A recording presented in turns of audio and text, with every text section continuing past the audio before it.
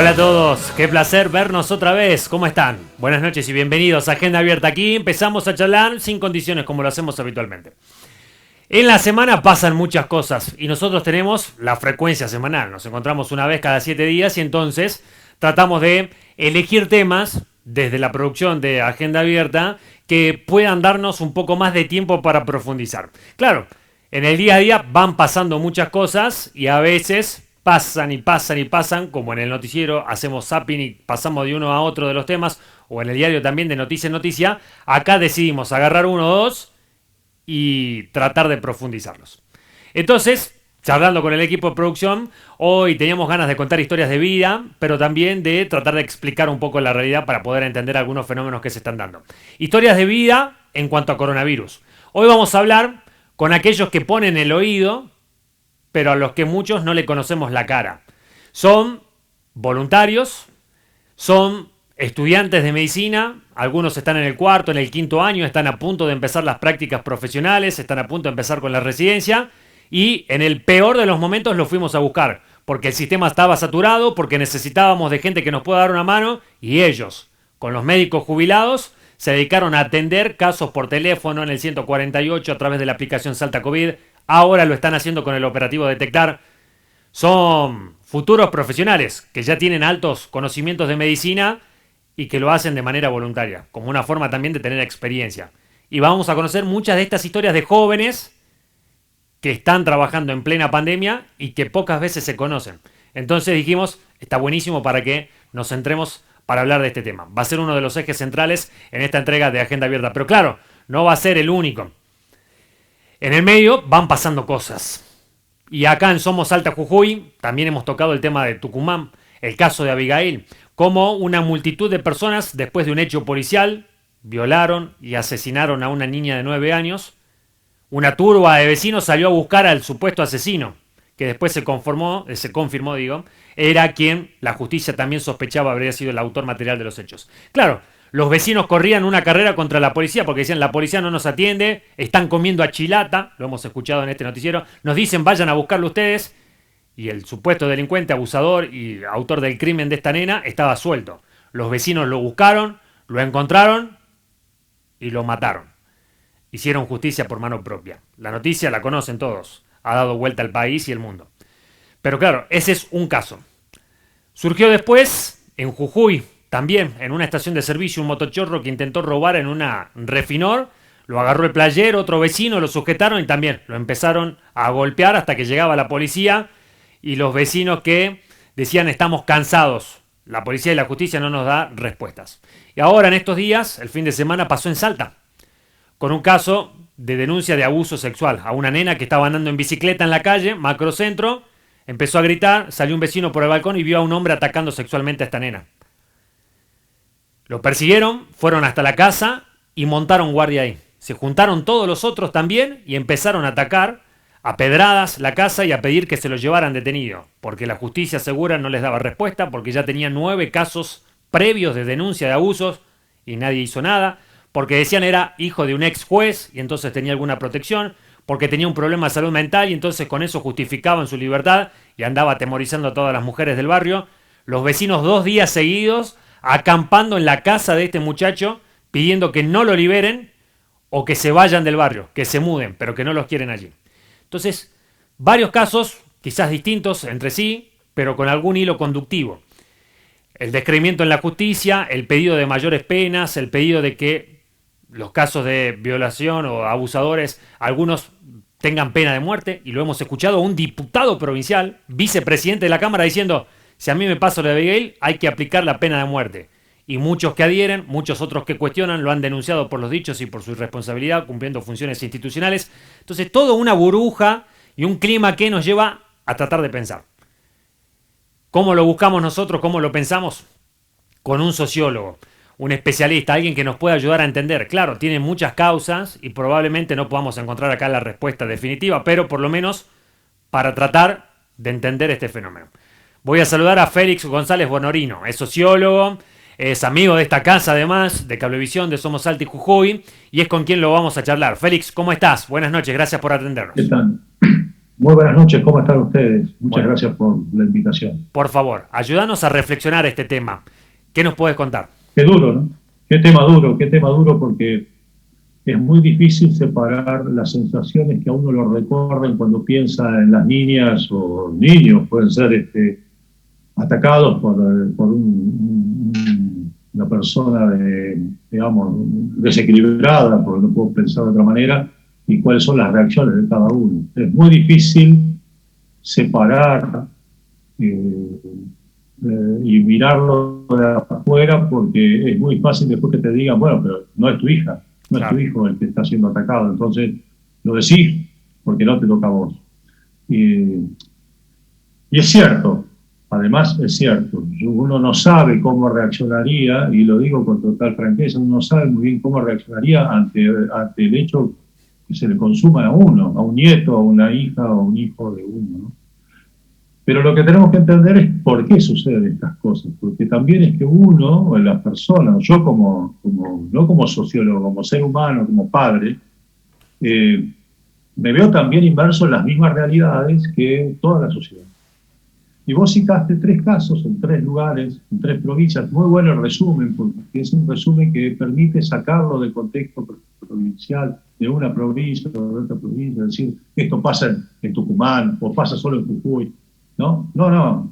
Cuando vos tenés un hecho social como este, los dos hechos sociales, el primer hecho social es el hecho de la violencia ejercida por individuos sobre menores. Eso no hay disculpa para eso, eso no tiene lugar, en esta sociedad no debería tener lugar. El segundo hecho evidente es el hecho del hecho social de la punición, del castigo, el castigo por mano propia. Sí. El castigo por mano propia está prohibido, expresamente prohibido. No es algo habilitable, no podemos habilitarlo porque si no es la ley de la selva, el más grande que pega al más chico, lo mata al más chico y no tiene problema. Entonces, no pasa por ahí. O sea, pero se está dando. Y se está dando por la tercera causa de todo esto, que es el descreimiento, vos lo mencionabas hace un rato, la ineficacia del sistema judicial, que tiene 2 patas. Perdón, tiene una pata que es la pata preventiva, es decir, cómo se hace para prevenir que esto no vuelva a suceder, cómo se evita que un motochorro vaya a robar, cómo se evita la parte preventiva que tiene contenidos sociales, pero tiene también contenido desde ¿cómo se llama? La justicia, es decir, estos son los delitos que estamos viendo, cómo los atendemos, o sea, hay un trabajo de la justicia que está quedando rengo por ese lado. Sí. El otro trabajo que está fallando dentro del ámbito de la justicia es la celeridad. No es la policía, es la justicia la que está fallando con la celeridad. Acá no puede ser que haya una persona que esté, como en el caso salteño, reconocida como que es la persona que cometió este 2 días con campamento a la puerta y la justicia no se hace presente para arreglar las 2 situaciones. Lo del sitio que tenía la casa, que se resolvía con simplemente detener al acusado público. Pero bueno, hay que llegar a las circunstancias. Hay que creerle un poco a la gente y a la ciudadanía que lo vieron. Entonces, bueno, ahí va. Y después está el tercer hecho, que también depende de la justicia, que es la recuperación de los delincuentes. No tenemos un sistema penal que nos permita decir que tenemos confianza de que cuando salen de la penitenciaría, las personas que salen de ahí salen mejor que como entraron. Tal cual. Todos te dicen Entonces, al revés, salen peor. Es allí donde se corrompen y se da claro, toda la entonces situación vos inversa. tenés las 3 patas centrales de la justicia están fallando. Vos, la justicia que llega tarde no sirve, no es justa. Uh-huh. ¿Y qué sucede? Desencadena la mano propia. Claro. Entonces, tenemos que tener ahí la justicia muy rápida, muy acelerada. Una vez que escucha, tiene que tener un sistema de respuesta inmediata, que llegue al lugar en minutos. Así como llega una ambulancia para atender un herido, ojalá que sea más rápido todavía la ambulancia, que llegue bastante complicada, así tiene que llegar a atender un caso de violencia de cualquier tipo. Sí. De delito de cualquier tipo. Y Félix, te lo pregunto, Eso nosotros es una tarea, acá teníamos la posibilidad hoy, preparación. Sí, te decía que acá teníamos la posibilidad hoy también de incluso buscar, vos me decís la justicia, algún juez o alguien que pueda hablar desde su lugar o de su punto de vista. Muchos han salido desde la Cámara de Diputados, son políticos, a plantear su postura, su situación. Lo decíamos, Ignacio Jarzún, por poner solo un ejemplo, que dice, bueno, la gente me lo pide, hay que hacer justicia por mano propia y si es necesario, pena de muerte. Claro, hay leyes nacionales, hay leyes internacionales, tratados, digamos, que hay que cumplir, no se puede, pero hoy es lo que la gente necesita, porque lo mismo como empezaba la charla, claro, porque no te pasó a vos, que te toquen a un hijo y vas a ver si no lo vas a querer ir a matar. Bueno, en el medio, lo que la gente quiere escuchar y lo que verdaderamente se puede hacer. La gente no necesita pena de muerte. La gente lo que necesita es una justicia. Primero que nada, la prevención. Esto no puede suceder. No puede suceder que tengamos presos que salen y están violando al otro día, digamos. O sea, no puede suceder. Tenemos que tener un sistema penitenciario que nos garantice a los ciudadanos que estamos afuera que el interno va a salir recuperado y que va a tener un seguimiento y que vamos a poder tener nuestros hijos jugando en la vereda tranquilamente. Entonces, por un lado, y eso no es más que preparación, trabajo, preparación, inversión, y bueno, hay que hacerlo. Segundo, tenés que tener celeridad. Vos no podés seguir no puede ser que la gente llegue antes a detener al preso que la misma policía. No lo entiendo eso. ¿Me entendés? O sea, eso es algo que no debe suceder. Entonces, nuevamente, el Ejecutivo apoyando a la policía, equipándola, dándole los instrumentos electrónicos, mecánicos, la capacitación para poder reducir. En el caso de Tucumán fue muy fuerte porque además la policía llegan, había 40, los videos que se ven, había 40 golpeándolo al violador, asesino, y 3 policías o 10 policías tratando de interrumpir eso, que era imposible, y lo otro con machetes y todo. O sea, claro, no es una broma. Entonces vos tenés que llegar antes, detenerlo. Ahora, la pena que se le aplica es la pena que está fijada en el código. Entonces, es muy distinto que vos te digan, cuando vos estás en la cultura de la circunstancia, como padre, como tío, como familiar, incluso como amigo, lejano, pero es muy difícil sacarte ese bronco, ese enojo, y decir, no lo mates, ¿viste? Quiero la máxima pena porque me sacó a mi amor. Y lo que necesitamos es que la justicia actúe rápido. En los dos elementos, fíjate, si hubiera prevenido por medios de control y de seguimiento rápido, si hubieran evitado, trabajado sobre la recuperación, probablemente ya no hubiéramos tenido el delito. Y ¿entendés? Félix, o sea, el caso de Tucumán es lo más importante. El caso de Tucumán genera una especie de efecto rebote.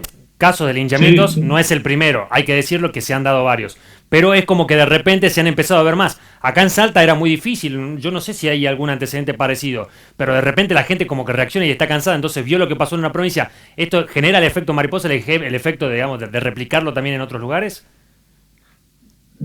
Ojalá que no, pero depende de cómo actúe la justicia con los dos casos, porque acá también hay que reconocer que aquellos que mataron. Aunque haya sido un delincuente, lo mataron. Claro. O sea, yo no... a ver, el jubilado que salió en Buenos Aires, ¿te acordás de la provincia de Buenos Aires? Que salió, después que lo había asaltado, salió, lo vio tirado en el piso y le pegó 2 tiros. A ver, no era legítima defensa, no le pegó dentro de la casa, salió. Que yo entienda que el tipo no sé qué hubiera hecho yo. O sea, yo puedo planteármelo, no sé qué hubiera hecho. Quiero ser honesto cuando hablo con vos, porque siempre lo soy, digamos. Está bueno. Y decirte, no sé cómo uno reacciona, pero cómo tengo que reaccionar es no pegándole un tiro a un tipo en el piso. Claro. Y si no, yo soy culpable de haberlo matado. Y es lo que le va a pasar al jubilado, que puede ser que tenga alguna atenuante, desconozco. En este caso, hay 10 personas, no sé, 20, que participaron de un asesinato en el campo ese, donde lo vimos en Tucumán. Esas también son culpables. También va a tener que ver cómo reacciona la justicia ante eso para tratar de que este dominó no se caiga la primera ficha del dominó. Porque hay mucho desánimo con la justicia, con el Poder Judicial en todo el país. No es un problema del norte, que es fuerte, no es un problema, porque, a ver, situaciones de estas, de distintos tipos de violencia, tenemos en el Gran Buenos Aires, en Tucumán, en Córdoba, en Salta y Jujuy, en muchos lados. Tal cual. Entonces, y la justicia tiene como un funcionamiento sistémico. En todas partes funciona más o menos de la misma manera. Es una característica de los poderes. En general los poderes se van... El efecto dominó, como vos hablabas, del daño, de una acción que se reproduce en otros lugares, por copia, por imitación, en los organismos burocráticos es mucho más rápido. Y la justicia es un organismo burocrático que se copia a sí mismo, como si fuera un virus, digamos, va pasando en las prácticas lentas, las prácticas... De hecho, toda la justicia argentina es lenta. Entonces, de acuerdo a cómo reaccione la justicia y tenga la seriedad que necesita el momento, para poder recuperar las normas. Esto que sucedió en los 3 lugares obedece a una sociedad que va perdiendo normas, se llama sociedades anómicas. Vamos perdiendo normas porque vamos perdiendo puntos de referencia que sean intocables. Esto es así, no dudamos. O sea, el peso es para abajo, la gravedad tira para abajo, no tira para arriba, digamos. Hay cosas que tenemos que definir. La policía es la que tiene que intervenir, sí, es el monopolio del uso de la fuerza, lo tiene que tener el Estado a través de las fuerzas policiales, u otras. Pero para que ese discurso tenga validez, tiene que actuar con celeridad, tiene que verse el resultado. Vos sabés que el elemento más importante de la seguridad pública y de la seguridad internacional es la capacidad de disuasión.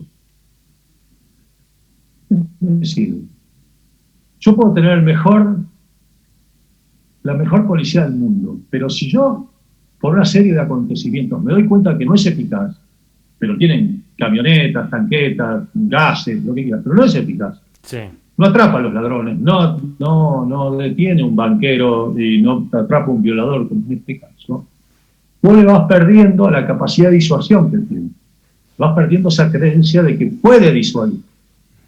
El corazón que tiene cualquier fuerza de seguridad y el Estado a través de ellos es la seguridad y la garantía de que cuando un hecho acontece, yo estoy inmediatamente atendiendo con el nivel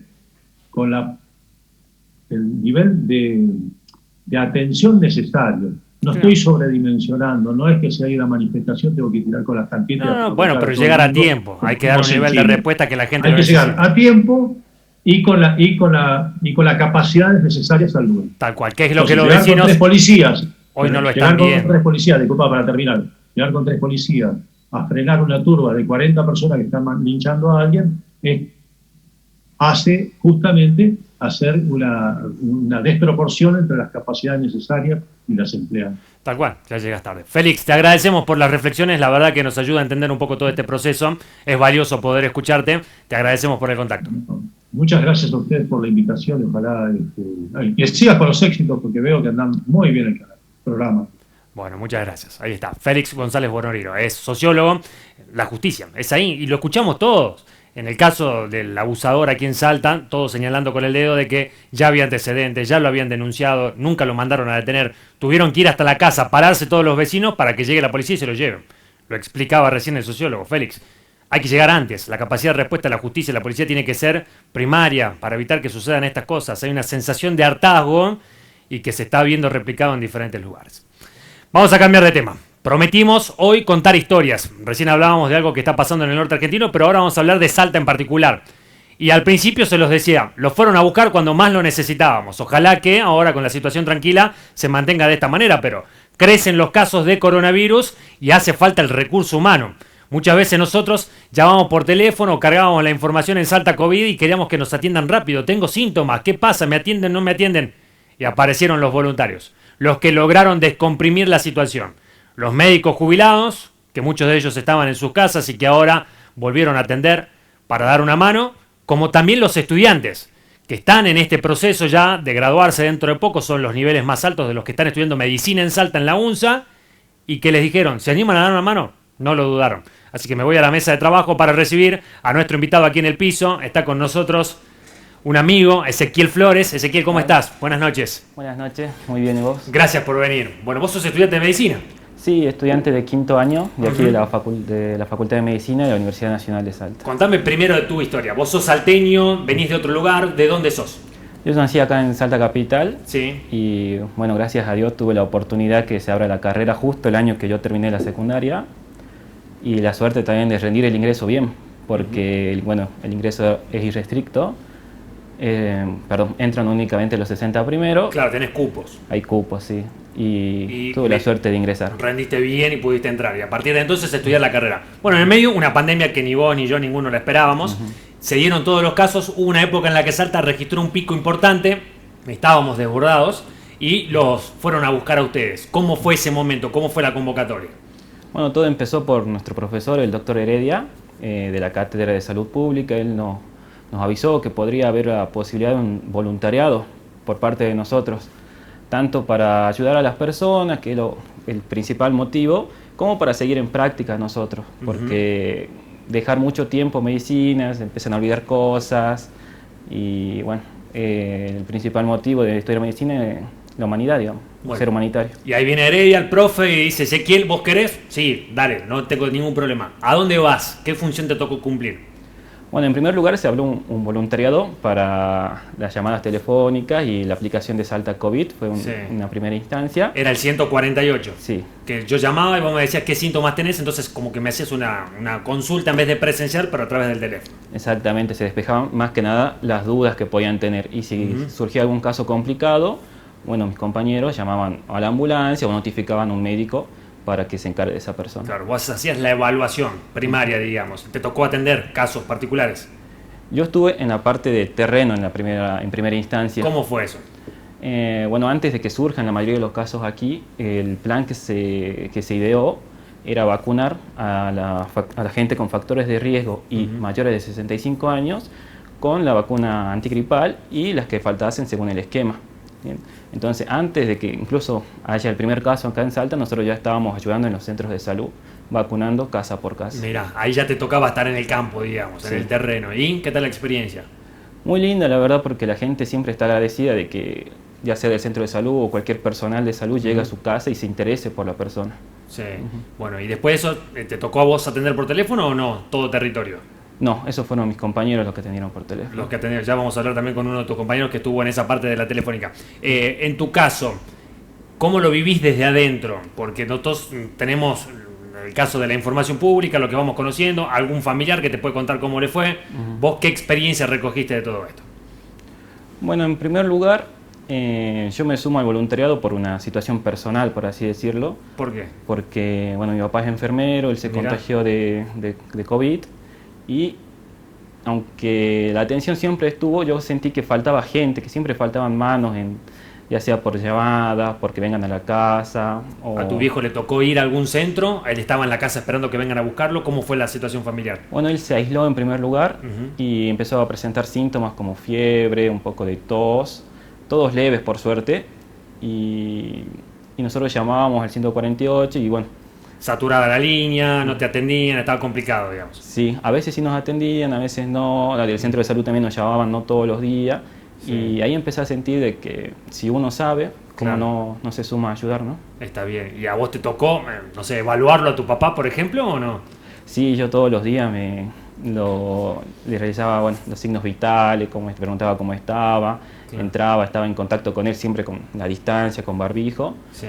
Y por suerte salió bien, él ya que es una persona grande, tiene 60 años. Mirá vos, ¿se recuperó? Se recuperó. Venció al COVID. Y volvió a trabajar. ¿Y él está trabajando como enfermero ahora? Él trabaja como enfermero en el Hospital del Milagro, justo en la sala de COVID. Mirá vos, bueno, qué historia. Bueno, y tu viejo al servicio y vos dijiste, no me puedo quedar afuera de esta, también tengo que ir a dar una mano. Sí, yo siempre, bueno, lo tuve como ejemplo a seguir a él, al doctor Heredia también, porque él siempre nos enseñó que lo importante de la medicina, más allá de lo que pueda pasar dentro del hospital o del centro de salud, es afuera, cómo llegar a las personas, cómo ayudar desde afuera del hospital también. Bueno, ¿fueron varios los compañeros? ¿Fueron muchos los que se sumaron? ¿Cómo fue la convocatoria en general? En primer lugar, para salir a vacunar, se sumaron 20 personas. ¿Todos estudiantes de la UNSA? Sí, todos estudiantes de la UNSA. Y después para las llamadas telefónicas ya éramos 10, porque bueno, ya se habían citado los casos y ciertos compañeros que tienen familiares con factores de riesgo no los querían exponer, Claro. se entiende. Y ahora bueno, estamos también con el programa de Detectar, que es otro voluntariado que se lanzó desde el último ya. Que es ir a distintas zonas para hacer los testeos y poder identificar algún caso que sea positivo o no y aislarlos, digamos. Sí, nosotros nos anotamos y bueno, dependiendo de las posibilidades de disponibilidad de cada uno, nos toca ir a diferentes lados. A mí me tocó hace unas 2 semanas ir a Campo Quijano, donde se hizo una campaña y testeamos gente, le hacemos las entrevistas, cómo se siente, se realizan los hisopados, la serología. A otros compañeros les tocó ir a Tartagal y próximamente también están pensando ir a Rosario de la Frontera. Está bien, dando vueltas. Bueno, fueron muchos los compañeros. Vos estás en 5º año. ¿Qué te falta para terminar la carrera? Me quedan 5 materias y pasaría a ser rotante, que son los últimos 2 años donde únicamente estamos en los hospitales. Ya nos rendimos, no tenemos clases teóricas. Está bien. ¿Y esta práctica incide después en la carrera? ¿Les dan como algún certificado reconociendo parte del laburo o es solamente voluntariado? Venimos y damos una mano. Nos dijeron que existía la posibilidad, pero que no, que en principio no, que era un voluntariado. Está Así bien. que, Estaría bueno que los puedan reconocer también. Y mira, vamos a entrar en contacto ahora con otro compañero, se llama también Ezequiel, es Ezequiel Vizgarra, estudiante también de medicina y está en videollamada con nosotros. Ezequiel, ¿cómo te va? Buenas noches. Hola, buenas noches. Bien, acá estamos charlando con tu compa, con otro Ezequiel, los tocayos se cruzaron nada más que uno con Z y el otro con X. Pero bueno, contanos de tu experiencia, ¿cómo fue esto de que en el medio de la pandemia, con una cantidad creciente de casos que teníamos en Salta, los fueron a buscar a ustedes y ustedes decidieron dar una mano también? Contame tu historia. Mi historia básicamente es casi la misma que Ezequiel, solo que yo digamos ahora estoy en lo del Detectar, que fui a Tartagal, que fue el último. También estoy desde la campaña de vacunación allá cuando recién se hablaba de coronavirus acá en Argentina, en la campaña de vacunación contra la gripe. Luego también yo al menos estuve en lo del SAMEC atendiendo los llamados telefónicos de la gente que cargaba sus síntomas en la aplicación Salta COVID. Eso, contame cómo fue. ¿Vos tenías que llamar o vos recibías el llamado del que cargaba los datos? No, una vez digamos que vos vas al SAMEC, cargas, tenés tu usuario, Sí. y vos entras ahí y te salen digamos tres grupos de pacientes, los leves, los moderados y los graves. Más nos enfocábamos en los graves porque tenían síntomas de alarma, como por ejemplo la sensación de falta de aire, el dolor de pecho. A esos pacientes vos entrabas, ahí te cargaban, o sea, ellos cargaron sus datos en la aplicación y vos los llamabas. Está bien. Y le hacías un seguimiento, le derivabas a algún médico para que le indique algún tratamiento de sus síntomas. Y bueno, más que nada, digamos, siempre fue tratar la angustia que tiene la gente, porque después la mayoría fue leve, digamos, los síntomas a la hora vos de llamar, ¿no? Sí, ahora tenemos como una situación medianamente estable, pero hubo un momento grave y complicado. ¿Qué notabas vos cuando te llamaban los salteños pidiendo alguna asistencia médica? Y más que nada la angustia de que mucha gente tenía, porque recién, digamos, estaba llegando el virus acá a la provincia y había mucha desinformación por los medios, por las redes sociales, en cuanto a los tratamientos también. Se vio, digamos, eso. Y bueno, y básicamente si tenías, digamos, que derivar la atención médica a un médico, se hacía tratamiento sintomático, o si no, se llamaba un móvil de mediana complejidad para que lo vaya a asistir al paciente. Y en caso de requerir otra atención más especializada, iba otra ambulancia de una mejor especialidad. Sí. Y si no, bueno, también era internado a los pacientes, también se los derivaba al centro de convenciones. ¿A vos te tocó compartir con los médicos jubilados? No, porque ellos trabajaban desde casa. Yo iba a lo que es el SAMEC, ahí detrás del materno infantil. Sí. Si bien estaba con 2 médicos ahí, y también tenía, digamos, al costado los chicos del SAMEC para mandar una ambulancia. Bueno, Pero ¿cómo lo recibió el sistema de salud pública? A ustedes que, entre comillas, son los pibes, digamos, se están formando para ser médicos el día de mañana y ya lo están demostrando en la práctica. ¿Cómo sintieron que los recibieron? En cuanto al trato en el SAMEC, no, muy bien, no me puedo quejar.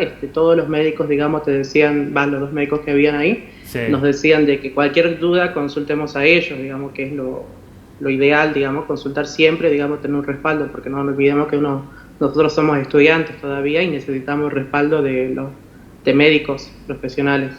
El profe Heredia, Quique, me contó, no sé quién de los dos, viajó a Alemania. Sí, yo tuve la oportunidad. Vos fuiste acá. Ezequiel. ¿Cómo fue el tema? Contame, porque me dicen, preguntale por esta experiencia, porque se fue a Alemania. Sí. ¿Fue justo a principio de año? Sí, en enero fue. ¿Cómo fue? ¿A qué fuiste a Alemania? Bueno, nosotros desde una organización que se llama IFINSA, que es la Organización de Estudiantes de Medicina Internacional, se ofrecen diferentes pasantías, ¿sí? Y bueno, hay una pasantía que es clínica y otra de investigación. Yo me incliné por la pasantía clínica y me dieron una media beca para poder ir a Alemania, a la ciudad de Leipzig, durante 4 semanas para hacer una urología, me tocó hacer a mí. Mirá vos. Y estaba con estudiantes también que son de Alemania y cursan. ¿Ya estaba instalado el coronavirus en Alemania en ese entonces? ¿Se hablaba ya del COVID-19 o todavía no? A últimos días de enero se empezó a ver que empezó a salir de China, por así decirlo, pero los doctores de Alemania creían imposible que iba a llegar a Alemania y mucho menos yo pensé que iba a llegar a Argentina, pero Claro. me sorprendió a todos. Lo veíamos tan lejos que va a llegar esto hasta acá. Bueno, ¿y cómo te influyó esa experiencia alemana ahora en esta parte que te toca estar acá en Salta y todo lo demás? ¿Qué pudiste aprender de este viaje? Bueno, siempre se ve, como dirían, en el nuevo mundo, las nuevas tecnologías, cómo es todo más sistematizado, por así decirlo, y que cuando empieza a cambiar eso, se ve que se pierde un poco de humanidad, por así decirlo. No hay tanto contacto con el paciente, son todos computadoras, incluso las consultas se hacían en 2 o 3 minutos porque la computadora te tiraba todos los datos ya. O sea, la función del médico asistencial, por así decirlo, no se veía tan reflejada como aquí. Mirá vos, ¿vamos rumbo a eso? ¿Qué pensás vos? Y yo creo que sí, en algún momento vamos a llegar a la parte tecnológica, por lo menos sí, y querría que lo otro no, que sigamos siendo como... Claro, la parte humana que trate de no perderse. Bueno, hoy muchos han dejado de consultar al médico por el temor de contagiarse y todo lo demás, y muchos han empezado, como lo estamos haciendo ahora, con una videollamada por Zoom, todo lo demás, a atenderlo. Van cambiando la forma, digamos, pero el conocimiento y el saber y la formación profesional tiene que seguir estando. Por supuesto. Bueno, me gusta saber de sus futuros, qué van a hacer el día de mañana, porque acá Ezequiel en el piso me contaba que eres salteño. ¿Vos sos salteño también? Sí, salteño también. Todos somos de Salta. Los que están La estudiando la mayoría. UNSA, porque habían algunos jujeños que habían llegado a estudiar, no sé si Sí. lograron llegar hasta quinto año. Sí, tengo compañeros míos, un compañero que es de Jujuy, que está estudiando, digamos, que ya está próximo a recibirse, le faltan 3 materias para poder recibirse. Bueno, ¿a vos qué te falta?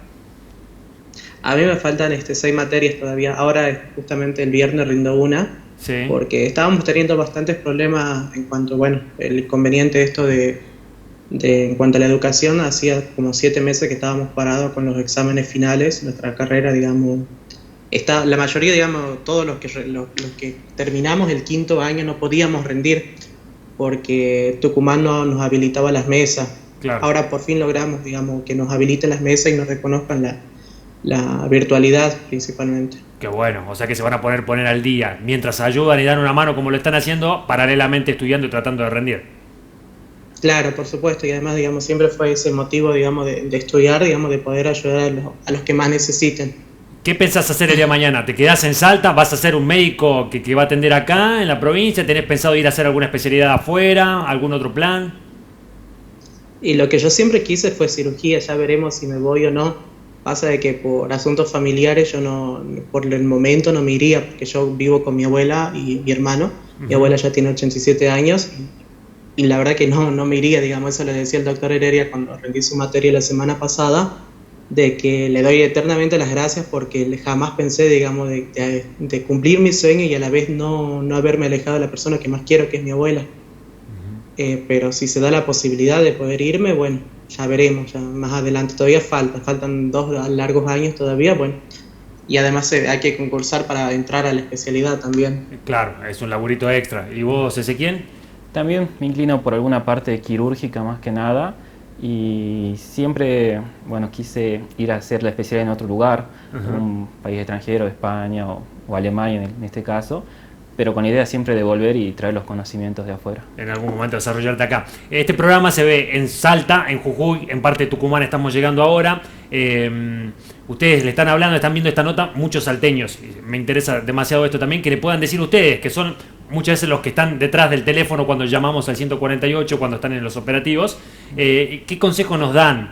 Ahora nos estamos cuidando, muchos están hablando del rebrote que puede venir, quizás después del Día de la Madre, 2 semanas después, se hablaban de una escalada de casos. Uh-huh. ¿Qué dicen ustedes? ¿Qué pueden aconsejarnos? ¿Qué mensaje final les gustaría dejar? Y que sigan con el aislamiento siempre que sea posible, con las medidas de precaución, los 2 metros de distancia, el barbijo, porque principalmente los brotes se dan, en este caso del Día de la Madre, cuando hay muchas reuniones familiares y se pierde a veces lo que sería el uso de barbijo, la distancia, y nunca se sabe quién puede o no tener el virus. Nadie es culpable de estar enfermo, uh-huh, pero podemos estarlo. Así que si se siguen manteniendo las medidas de prevención, yo creo que se puede disminuir mucho los casos. Muchos jóvenes subestiman, ustedes son jóvenes también, y dicen, no pasa nada, si a mí, que soy un hombre en etapa atlética, una mujer que medianamente tiene defensas altas, no nos pasa nada. ¿Qué les cuentan ustedes, ese? Te pregunto a vos por videollamada y te despido también. Un mensaje final para que nos puedas explicar. Y que no bajemos las guardias nunca, digamos, el autocuidado como siempre. Y sí, seremos jóvenes, sanos, fuertes, todo lo que vos quieras, pero detrás, digamos, tenés toda tu familia, tenés tu gente que le podrías contagiar el virus y lamentablemente, digamos, llegar a casos extremos como la muerte, ¿no? De que por más, digamos, de que a nosotros, a la juventud no nos pase nada, no olvidemos los contagios, no olvidemos los abuelos principalmente. Uh-huh. Bien, bueno, te agradecemos, te mandamos un abrazo grande. Muchas gracias. Bueno, y Ezequiel, para cerrar también, ya te agradecemos por el hecho de haber venido hasta el estudio, de haber compartido con nosotros. ¿Qué etapa te toca ahora en la del voluntariado? ¿Cuál es la labor que estás cumpliendo? Seguimos con las campañas ahora disponibles para cuando nos llamen. Uh-huh.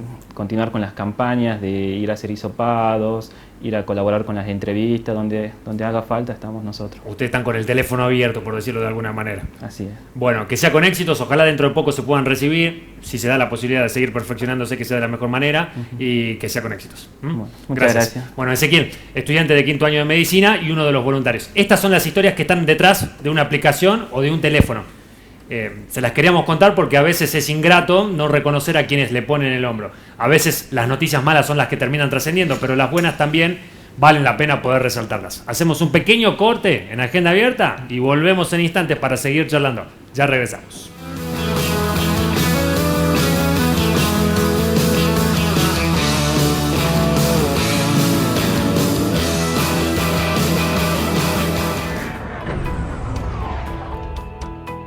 El Influencer. Las noticias que tenés que saber para estar informado.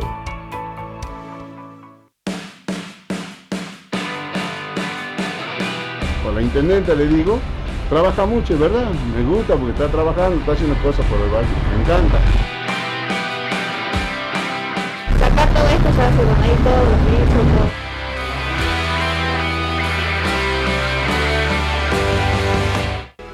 El cuidado del agua es responsabilidad de todos. El buen funcionamiento de los sistemas de agua y cloaca, nuestra responsabilidad todos los días. Por reclamos o consultas, llámanos al 0800 88 88 24 82 o escribinos a nuestro WhatsApp 3875 63 22 22. Aguas del Norte, la compañía de los salteños. Yo jugaba en Fiorito, descalzo. Jugaba con mucho sol o con lluvia. Yo jugaba en Fiorito, jugábamos descalzo. Vivo en la ciudad del desastre, el potero sin agua potable. La calle me hizo cantarle y yo lo voy a lograr por mi madre. Cumple 60 años. El mundo conoce sus goles, sus amores, sus conflictos. Ahora te contamos los orígenes del Pelusa, el pibe que nació en Villa Fiorito y que luchó hasta llegar a debutar en primera. Maradona como nunca se vio. Estoy en tierra de campeones. Antes del 10. Por Somos. Tierra de campeones, donde sale uno de 1 millón, donde sale uno de millones, yeah.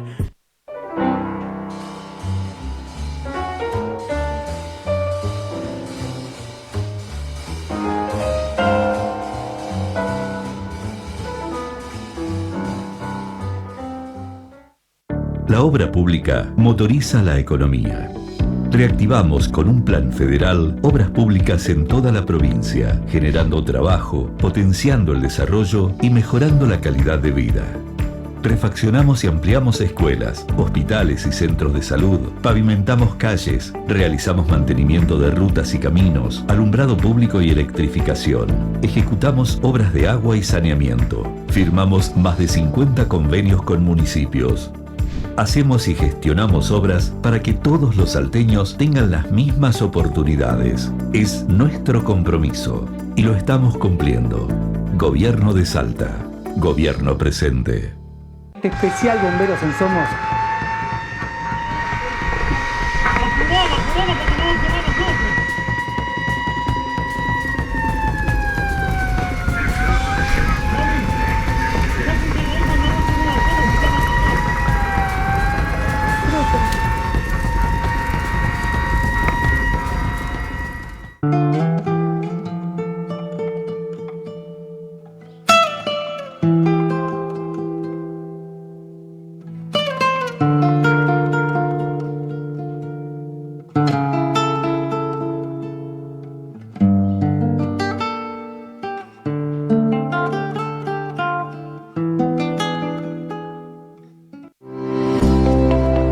Frente al aislamiento social, preventivo y obligatorio, el Consejo Deliberante de la ciudad de Salta continúa brindando sus servicios a la comunidad a través de nuestras líneas de comunicación.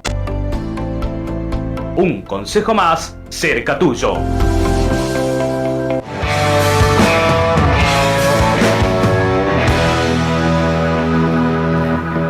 Estamos en el segundo y en el último bloque de Agenda Abierta y vamos a terminar con un tema importante dentro de esta pandemia. Continuando con lo de los chicos de quinto año de medicina, vamos a hablar de coronavirus. Pero en este caso particular, muchas de las actividades que se pueden hacer o no, las restricciones, y ahora hay nuevas excepciones del COE. Lo escuchamos todo el tiempo. Este lunes en el noticiero me tocó dar la data de que volvía la pesca, volvía el fútbol 5, esto se puede, no se puede, reuniones familiares hasta 5, hasta 10 al aire libre, no, sí. Bueno, todo esto tiene un lugar de publicación, tiene un camino que recorrer. Esto aparece en el boletín oficial. Cada resolución, cada acto de gobierno está comunicado desde este organismo, que para los periodistas es moneda corriente, es el pan nuestro de cada día. Empieza la mañana tempranito a las 6 de la mañana y lo primero que abremos es el boletín oficial para saber desde designaciones hasta medidas concretas como estas excepciones del COE. Claro, se ha ido reformando la forma en la que trabaja el boletín, hay novedades para poder contar y la intención es que también cualquiera de nosotros, usted que nos está viendo, pueda saber cómo consultarlo, a dónde buscar un dato importante del gobierno y de qué manera. Y por eso vamos a hablar con Victoria Resto, es la directora del boletín oficial con quien estamos en contacto ya a esta hora. Vicky, ¿cómo estás? Buenas noches. Bueno, contanos, además, no sé si había antecedentes, pero una mujer al frente del boletín oficial. ¿Cuáles son los cambios que han tenido en este último tiempo para que le podamos contar a los salteños y para que podamos estar al instante sobre estas novedades? Bueno, la verdad que este año fue sumamente interesante para el boletín oficial, las tareas que se llevaron adelante con esta pandemia también fue trabajo de todos los días. Las medidas dispuestas por el Poder Ejecutivo Nacional y por el Poder Ejecutivo Provincial eran reflejadas a diario a través del boletín y sigue siendo lógicamente el medio por el que nos enteramos de cada una de las resoluciones nuevas y de los permisos que nos va dando el Comité Operativo de Emergencias. La verdad es que la tarea este año en el boletín oficial fue muy interesante desde el punto de vista de la gestión, cómo nos planteamos nosotros la gestión. Para el gobernador entendemos que es un organismo sumamente importante porque hace referencia a la aspiración de un Estado abierto, ¿no? Que se asienta en tres pilares fundamentales, que sería la modernización, la transparencia y la participación. Es por eso que quisimos abrir el boletín oficial y ampliarnos buscando la cercanía con los ciudadanos, y la cercanía más inmediata la encontramos en redes sociales. Así que, bueno, como una novedad, ampliamos ese espectro tratando de que a la sociedad y al ciudadano común les sea mucho más cómodo y accesible, tratando de publicar normativa de importancia, normativa que es lógicamente o que va a tener un acceso más general para los ciudadanos. Así que Esos son los 3 pilares sobre los que asentamos la gestión. Creamos un compendio de emergencia para que tanto organismos como, vos bien lo decías recién, los medios de comunicación van derecho al boletín oficial, a los fines de informarse, y este compendio, al tener únicamente la normativa de emergencia, nos sirve para hacer más accesible y más dinámica la búsqueda. Para que queden claro, uno ingresa a boletinoficial.org.ar o .gov.ar, creo que es la dirección exacta, se mete ahí y abajo hay una característica que es el compendio que nos estás contando. Ahora, hay muchas decisiones que se esperan, por ejemplo, el fin de semana que hable el presidente. Bueno, habla un viernes, pero el decreto nacional se publica un sábado o un domingo. ¿El boletín funciona de lunes a lunes? ¿Funciona de lunes a viernes? ¿Cómo están laburando en ese sentido? Bueno, en este contexto de pandemia también tuvimos que modificar el decreto reglamentario porque claramente a nivel país se emitían resoluciones los días sábados, los días domingo, resoluciones que salían en normativa complementaria, en ediciones complementarias de los boletines oficiales, y tuvimos que ayornarnos también.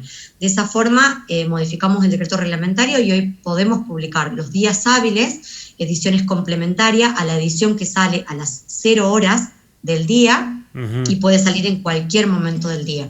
Tratamos siempre lo hacemos, informamos todos los días cada vez que sale una edición complementaria, se reenvía a través de miles de WhatsApp, se publica en redes sociales y queda publicada en el boletín una edición complementaria. También esta modificación del decreto reglamentario nos permite publicar sábados, domingos, días inhábiles y días feriados para que tengan obligatoriedad, ¿no?, las normativas que se dictan en este contexto. O sea, no tenés que esperar hasta el lunes para que entren en vigencia, sino que a lo mejor se publica un sábado o un domingo, ya a partir de ahí podría empezar. Exactamente, desde el día en que se publica, dice la ley, el Código Civil y Comercial, que tiene plena vigencia. Está bien. Bueno, y dentro de las publicaciones en el boletín oficial están todos los actos de gobierno. Muchas veces escuchamos a algunos colegas y que muchos hablan de los anexos. ¿Cuáles son las cosas que van en los anexos y que llega a complementar toda la información a veces de la letra más chica, digamos, de lo que publica todo el boletín oficial? Claro, los actos administrativos tienen distintas formas. Cada acto administrativo puede disponer un anexo para que forma parte del instrumento administrativo. En nuestro caso, el boletín es plenamente digital desde el año 2016, en el que también consideramos que es un avance a la accesibilidad ciudadana. Antes tenías que ir a comprar el librito y comprarlo y pagarlo en el boletín oficial. Actualmente es digital y de acceso libre y gratuito. Se publica cuando vos entras a la página del boletín oficial, que es boletinoficialsalta.gov.ar, tenés una pestaña que dice boletín del día, ingresás allí y allí tenés el boletín por un lado y el anexo por el otro. En el caso que se publique una edición complementaria, también va a figurar en otra pestaña más dentro de este acceso del boletín del día. En algún momento había que loguearse, eso ya no existe más. Eso se llamaban suscripciones y dejaron de existir también en el año 2016, que fue uno de los motivos también que nos impulsaron a la modificación del decreto reglamentario, que era del año 2010. Sí. El decreto reglamentario hablaba de un boletín oficial papel. Hoy, al ser plenamente digital, tuvimos que modificar el decreto reglamentario para poder cumplir con las expectativas del decreto. Bien. Y Victoria, una cuestión más subjetiva. Ahora, te lo pregunto desde tu punto de vista. ¿Qué pensás de la recepción de los salteños a la hora del boletín oficial? Porque como lo contaba al principio, nosotros los periodistas casi por una obligación laboral lo tenemos que revisar todos los días, pero el salteño anda buscando un poco más de datos, se mete, investiga, va a buscar, tiene como un contacto más, o todavía es como que lo ve lejano, no está tan cercano, es algo a lo que es de difícil acceso. ¿Qué percepción tenés? Sí, la verdad, apenas iniciamos esta gestión nos propusimos el avance con redes sociales para ampliar justamente esto, ¿no? De tener un acceso más directo de la totalidad de los ciudadanos al boletín oficial y que tengan la información certera, la información más más fiable de lo que son los actos de gobierno. Notamos que en realidad el ciudadano no iba al boletín oficial, empezaron a investigar qué era el boletín oficial en principio a través de redes sociales. Y así fuimos aumentando la capacidad de usuarios que entran a las búsquedas de nuestro boletín para poder tener algún conocimiento más fehaciente. Pero la verdad es que va creciendo y esto creo que se lo debemos plenamente a las redes sociales y plenamente a la información que ustedes brindan, que la mayoría de los medios de comunicación hace referencia directa al boletín oficial. De esa forma va creciendo el conocimiento. ¿Está cuantificado? Te hubiera dicho no. ¿Hay algún dato de saber cuánta gente entró a buscar el boletín oficial, por ejemplo? ¿O a leer? Tenemos algunas encuestas que fuimos realizando durante todo este tiempo, y la gente le cuesta mucho la búsqueda porque no puede distinguir en su mayoría qué tipo de instrumento está buscando. Por eso también estamos haciendo una modificación en la página web para poner buscadores mucho más sencillos y con determinadas palabras que puedas encontrar la normativa que estás buscando, porque no tiene la obligación el ciudadano común de poder conocer qué tipo de instrumento es el que querés buscar en el boletín oficial. Así que eso también es otro objetivo de esta gestión. Sí, porque estamos familiarizados en el Google a poner una palabra clave y que en base a eso nos salte, entonces eso agilizaría también muchas otras cosas. Exactamente. Sobre todo teniendo en cuenta que lo que se refiere a la publicidad de los actos de gobierno es lo que permite conocer la gestión pública para el ejercicio de cualquier otro derecho.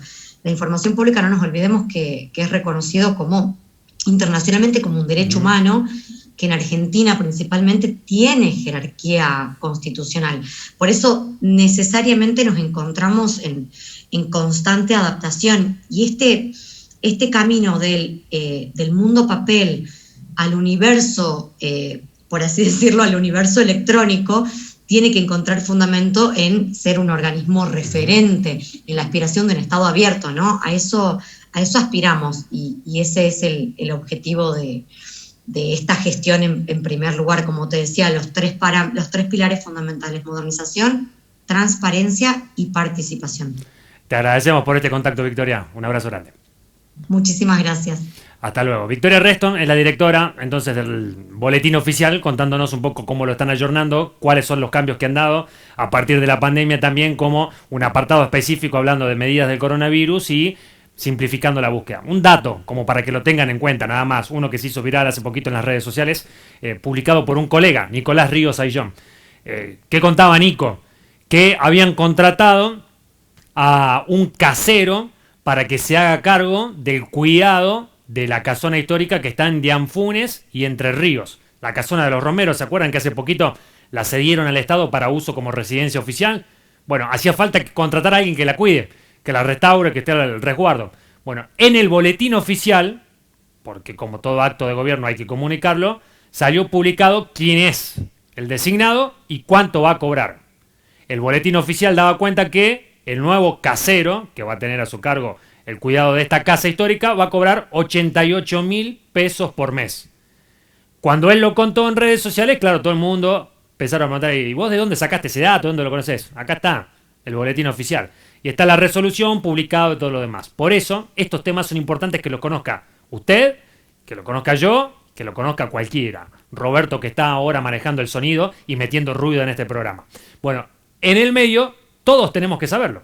Porque así como se publican estos actos, desde la designación de funcionarios, desde la reasignación de personas, en definitiva, son cosas que son útiles para la vida de la democracia y que las podemos aprovechar. Llegamos al final de esta entrega de Agenda Abierta. Hemos hablado un poco de política, hemos hablado de medicina, hemos hablado también de cuestiones sociales que nos ocupan y que nos preocupan. En una semana volvemos a charlar. Que tengan un buen descanso. Hasta la próxima. Hasta aquí, Agenda Abierta.